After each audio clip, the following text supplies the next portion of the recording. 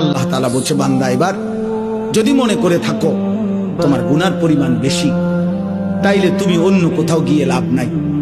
আমি আল্লাহ তোমাকে আশ্বস্ত করতে চাই, গুনাহ যদি তোমার আসমান পরিমাণ হয়, গুনাহ যদি তোমার সমুদ্রের ফেনা পরিমাণ হয়, গুনাহ যদি তোমার হিমালয় পর্বত ছুঁয়ে যায়, গুনাহ যদি তোমার এই জমিনের বালুকণা পরিমাণও হয়, তুমি অন্যদিকে যাইও না।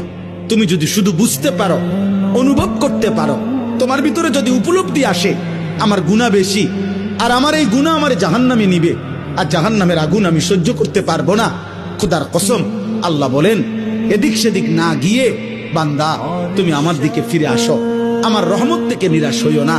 আমি ওয়াদা করলাম, আমি আল্লাহ এক সাগর নয়, আমি হাজার সাগর, এক পৃথিবী নয়, আমি আসমান ছোঁয়া গুনাহ একবারে একসাথে মাফ করে দেব।